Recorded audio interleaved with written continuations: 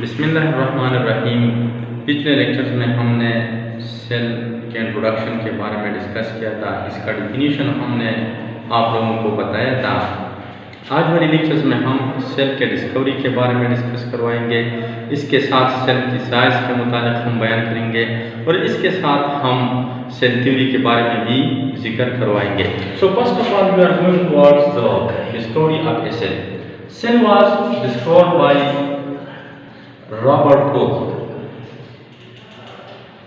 Robert Hooke in 1665. He studied the slices of cork under the microscope.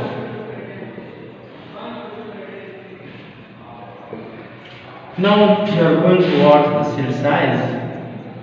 Cell size के मुताबिक scientist के different opinion है। कुछ sales ऐसी है कि ये माइक्रोस्कोपिक है,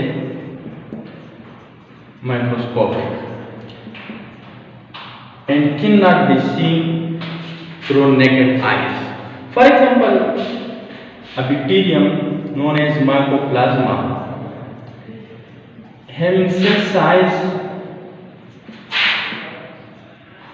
is 0.0001 m, जबकि कई खलिए ऐसे भी है कि हम इसको टच भी कर सकते हैं, हम इसको नेकेड आइज के जरिए भी देख सकते हैं। फॉर एग्जांपल हमारे साथ एक अलगी है कार्परा टेक्सिफोरा। ये सीवीड है, अलगी है, और इसमें एक सेल की साइज जो है ये 6 इंच से लेकर 12 इंच तक होता है। 12 इंच तक होता है। सो सेल्स जो है ये मुख्तलिफ साइज की सूरत में हमें देखे जा सकते हैं। इसके बाद हम चलते हैं सेल्स शेप की तरफ। सेल जो है ये मुख्तलिफ किस्म के शेप में मौजूद होते हैं, क्योंकि इसका जो स्ट्रक्चर है और फंक्शन है, इसी लिहाज से इसका जो शक्ल सूरत है, शेप है, ये भी मुख्तलिफ किस्म का है। फॉर एग्जांपल हमारे साथ एक खलिया है muscle cells of human being. Cells of human being ये स्पाइंडल शेप होते हैं, स्पाइंडल शेप, और ये इसका फंक्शन ये है कि ये मोमेंट में अपना फेल जो है सरंजाम देता है। जबकि दूसरे किस्म के सेल्स है, इसको हम नर्व सेल्स कहते हैं। ये नर्व सेल्स जो है ये लॉन्ग होते हैं और ये जो है ट्रांसमिशन ऑफ सिग्नल्स के लिए ये अपनी एक्टिविटीज जो है ये सरंजाम देती है, नर्व सेल्स। इसके बाद हम चलते हैं, इसके बाद हम सेल थ्योरी की तरफ चलते हैं। कि cell theory first of all किसने प्रपोज किया था? Two scientist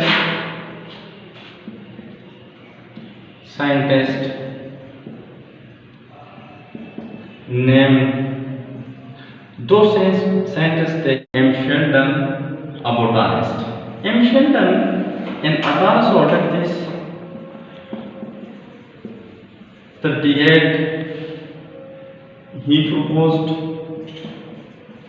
the cell theory,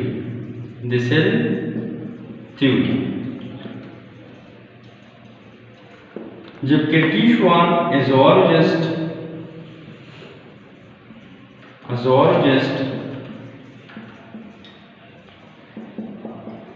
in 1839 he suggested the cell theory. The basic postulate of cell theory are given below. Cell theory के जो बुनियादी नुकात थे वो ये है, 3 postulates, मेन जो postulates हैं सेल थ्योरी के वो है कि all organisms are or made of one or more cell, one or more cell। तमाम जानदार एक या कई खलियों से बने हुए होंगे। Cell is the basic unit of structure,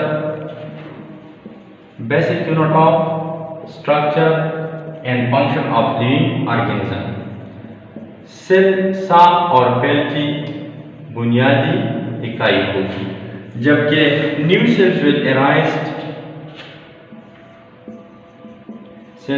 arise from old cells।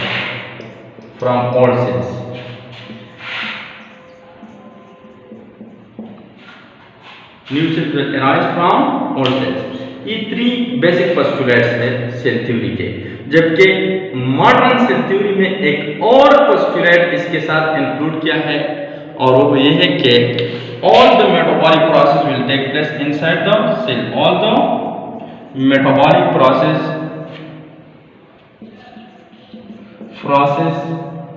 will take place inside the cell।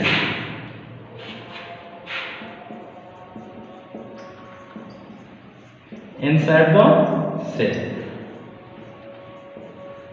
खलिए के अंदर सारे तोड़ फोड़ के अमलियात होंगे, ये बाहर क्यों नहीं होंगे? अक्सर ये क्वेश्चन स्टूडेंट से राइज करते हैं कि सर जी ये जो मेटाबॉलिक प्रोसेस है सेल के बाहर क्यों नहीं होंगे?